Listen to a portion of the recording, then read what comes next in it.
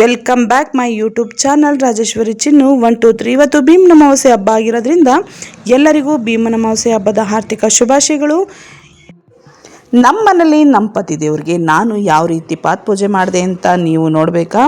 ಚಿಕ್ಕದಾಗಿ ಚೊಕ್ಕವಾಗಿ ನನ್ನ ಮಕ್ಕಳೆಲ್ಲ ಸೇರಿಕೊಂಡು ವಿಡಿಯೋಗ್ರಾಫರ್ ಆಗಿ ನಿಂತ್ಕೊಂಡು ವಿಡಿಯೋ ಮಾಡಿದ್ದಾರೆ. ಹಂಗಾಗಿ ಆ ಚಿಕ್ಕ ತುಣುಕನ್ನು ನಿಮಗೆ ತೋರಿಸ್ತೀನಿ, ಬನ್ನಿ. ಹೆಂಗೂ ಸೀರೆ ಉಟ್ಕೊಂಡು ರೆಡಿಯಾಗಿದ್ದಲ್ಲ ಅಂತ ನಾನು ಸಹ ಸ್ವಲ್ಪ ಶಾರ್ಟ್ಸ್ಗಳು ಮಾಡೋದಿತ್ತು. ಅದರಲ್ಲಿ ಲೈಟಿಂಗ್ಸು, ಕ್ಯಾಮ್ರಾಮ್ಯಾನು ಎಲ್ಲ ನನ್ನ ಮಕ್ಕಳೇ ನನಗೆ. ಹಂಗಾಗಿ ಸ್ವಲ್ಪ ಶಾರ್ಟ್ಸ್ಗಳು ಮಾಡ್ಕೊಂಬಿಡೋಣ ಅಂತ ಹೇಳ್ಬಿಟ್ಟು ಅದೇ ಗ್ಯಾಪಲ್ಲಿ ಶಾರ್ಟ್ಸ್ಗಳು ಮಾಡ್ಕೊಂಬಿಟ್ಟು ಬೆಳಗ್ಗೆ ಹೊತ್ತು ಪಾದಪೂಜೆ ಮಾಡಬೇಕು ಅಂತ ಅಂತಾರೆ. ಒಳ್ಳೆ ಟೈಮುಗಳಿಗೆ ಚೆನ್ನಾಗಿರುತ್ತೆ, ಆವಾಗ ಮಾಡಿದ್ರೆ ಒಳ್ಳೆಯದು ಅಂತಾರೆ. ಆದರೆ ಏನು ಮಾಡೋದಾ, ನಮ್ಮ ಮನೆಯವರು 5 ಗಂಟೆಗೆ ಕೆಲಸಕ್ಕೆ ಹೋಗೋದ್ರಿಂದ ಬೆಳಗ್ಗೆ ಎದ್ದು ನಾನೆಲ್ಲ ಮನೆ ಒರೆಸಿ ಪೂಜೆ ಮಾಡಿ ಅವ್ರು ಹೋಗೋಷ್ಟೊತ್ತಿಗೆ ನಾನು ಈ ಐಟಮ್ನೆಲ್ಲ ಜೋಡಿಸ್ಕೊಂಡು ಪೂಜೆ ಮಾಡಿ ಕಳಿಸೋಷ್ಟೊತ್ತಿಗೆ ಒಂದು 8 ಗಂಟೆ ಆಗುತ್ತೆ ಕಣ್ರಿ. ಹಂಗಾಗಿ ಅವ್ರೇನು ಮಾಡಿದ್ರು, ಬೆಳಗ್ಗೆ ಬೇಗನೆ ಹೊರಟೋದ್ರು. ಇವಾಗ ಆಗಲ್ಲ, ಸಂಜೆ ಮಾಡ್ಕೊಳ್ಳೋಮ್ಮ ನಿದ್ದೇನಿದ್ರು ಕೆಲಸಗಳು ಅಂತ ಹೇಳ್ಬಿಟ್ಟು. ಹಂಗಾಗಿ ನಾನು ನಿಧಾನಕ್ಕೆ ಎದ್ದು ಸ್ನಾನ ಮಾಡಿಕೊಂಡು ಪೂಜೆ ಪುನಸ್ಕಾರ ಎಲ್ಲ ಮುಗಿಸಿ ಅವ್ರು ಬರೋಷ್ಟೊತ್ತಿಗೆ ನಾನು ಸಹ ಬೇಗ ಗೀ ರೈಸು, ಕುರ್ಮಾ ಮತ್ತು ಶಾವಿಗೆ ಪಾಯಸ ಮಾಡ್ಕೊಂಡು ರೆಡಿ ಮಾಡ್ಕೊಂಡು ಕಾಯ್ತಾ ಇದ್ದೆ.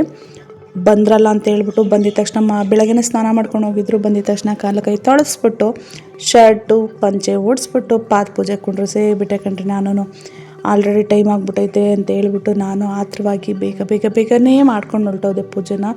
ಆದರೂ ಬೇಗ ಮಾಡಿದ್ರು, ಲೇಟಾಗಿ ಮಾಡಿದ್ರು, ಲೇಟೆಸ್ಟಾಗೆ ನಮ್ಮ ಮನೆಯವ್ರಿಗೆ ಪೂಜೆ ನಡೀತು. ತುಂಬಾ ಚೆನ್ನಾಗಿ ಮೂಡಿಬಂತು ಪೂಜೆ ಕಾರ್ಯಕ್ರಮ. ಈ ರೀತಿ ನಾನು ನಮ್ಮನೇಲಿ ನಮ್ಮ ಪತಿ ದೇವರಿಗೆ ಪೂಜೆ ಮಾಡಿದೆ. ಏನೋ ಗೊತ್ತೋ ಗೊತ್ತಿಲ್ಲದೋ ಅವತ್ತಿಂದ ನಡ್ಕೊಂಬಂದಿರೋ ಸಂಪ್ರದಾಯ ನಮ್ಮಮ್ಮ ಅವರು ನನಗೆ ಹೇಳ್ಕೊಟ್ಟಂಗೆ ತಕ್ಕ ಮಟ್ಟಿಗೆ ಪೂಜೆನ ನಡೆಸಿದ್ದೀವಿ.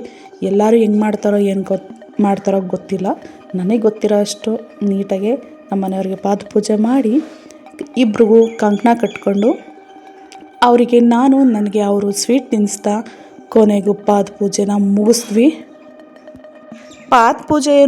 ಪೂಜೆ ಟೈಮಿಗೆ ಕರೆಕ್ಟಾಗಿ ನಡೀತಾನೇ ಇತ್ತು. ಆದರೆ ಈ ಫೋಟೋಶೂಟು ವಿಡಿಯೋಗ್ರಾಫರ್ಗಳು ಕಾಟ ತಡೆಯೋಕ್ಕಾಗ್ತಿರ್ಲಿಲ್ಲ.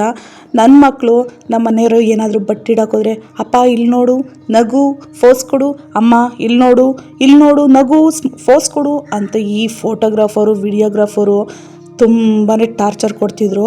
ಆ ಟಾರ್ಚರು ನಮ್ಮನೆಯವರು ಫೋಟೋಗ್ರಾಫರ್ ಕಡೆ ನೋಡೋಕ್ಕೋಗಿ ಕುಂಕುಮ ಇಲ್ಲಿಡೋದೆಲ್ಲ ಮೂಗ್ ಮೇಲೆ ಇಡ್ತಿದ್ರು, ಕೆನ್ನೆಗಿಡೋದೆಲ್ಲ ಗದ್ದಕ್ಕೆ ಇಡ್ತಿದ್ರು, ಅರ್ಶಿನ ಕುಂಕುಮ ಎಲ್ಲನೂ. ಈ ಫೋಟೋಗ್ರಾಫರು ವಿಡಿಯೋಗ್ರಾಫರ್ ಕೊಡೋ ಟಾರ್ಚರ್ ಮಾತ್ರ ನಮ್ಮ ಕೈಲಿ ತಡೆಯೋಕ್ಕಾಗ್ತಿರ್ಲಿಲ್ಲ. ಹಂಗಾಗಿ ನಾವು ಜಾಸ್ತಿ ಫೋಟೋ ಕಡೆನೇ ಫೋಸ್ ಕೊಡೋದ್ರಲ್ಲೇ ಜಾಸ್ತಿ ಬ್ಯುಸಿ ಆಗಿಬಿಟ್ಟಿದ್ದೋ ನಾನು ನಮ್ಮ ಮನೆಯವರು. ಮಮ್ಮಿ ಇಲ್ಲಿ ನೋಡು, ಇಲ್ಲೊಂದು ಫೋಸ್ ಕೊಡು ಅಂತ ನನ್ನ ಮಕ್ಕಳಂತೂ ಸಿಕ್ಕಾಪಟ್ಟೆ ಟಾರ್ಚರ್ ಕೊಡ್ತಾಯಿದ್ರು. ಹಿಂಗೆ ಮಾಡಿ ನಾನು ನಮ್ಮ ಮನೆಯವ್ರ ಪೂಜೆ ಮುಗಿಸಿ ಕಂಕಣ ಕೊನೆಗೆ ಹೋಗಿ ಕಟ್ಟೇ ಬಿಟ್ರು ನಮ್ಮ ಮನೆಯವರು.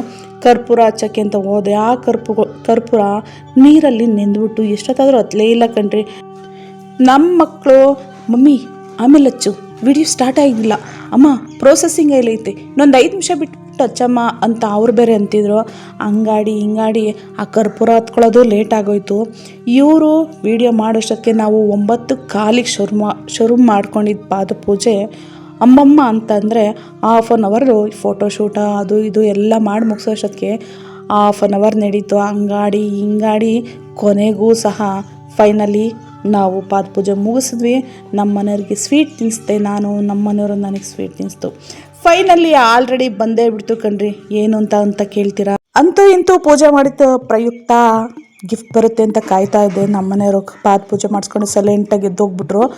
ಗಿಫ್ಟು ಇಲ್ಲ ಏನೂ ಇಲ್ಲ. ಅಯ್ಯೋ ಬಿಡು ಇಲ್ವೇನೋ ಅಂತ ಹೇಳ್ಬಿಟ್ಟು ನಾನು ಸುಮ್ಮನೆ ಕುಂತಿದ್ದೆ.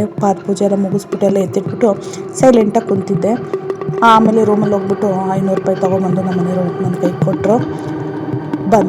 ಬಂದಿದ್ದೆ ಚಾನ್ಸ್ ಅಲ್ಲ ಅಂತ ಹೇಳ್ಬಿಟ್ಟು ನಾನು 500 ರೂಪಾಯಿ ಎತ್ತಿಟ್ಕೊಂಬಿಟ್ಟು ಸುಮ್ಮನಾಗೋದೆ ಕಣ್ರಿ.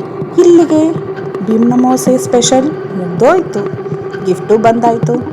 ಈ ವ್ಲಾಗ್ ನಿಮ್ಗೆ ಇಷ್ಟ ಆಗಿದ್ರೆ ರಾಜೇಶ್ವರಿ ಚಿನ್ನು 1 2 3 ಚಾನಲ್ನ ಲೈಕ್ ಮಾಡಿ, ಶೇರ್ ಮಾಡಿ, ಕಾಮೆಂಟ್ ಮಾಡಿ, ನಮ್ಮ ಚಾನಲ್ನ ಸಬ್ಸ್ಕ್ರೈಬ್ ಆಗೋದನ್ನ ಮಾತ್ರ ಮರಿಬೇಡಿ ಅಂತ ಹೇಳ್ತಾ ನೆಕ್ಸ್ಟ್ ವಿಡಿಯೋದಲ್ಲಿ ಮತ್ತೆ ಸಿಗ್ತೀನಿ, ಮತ್ತೆ ಸಿಗೋಣ.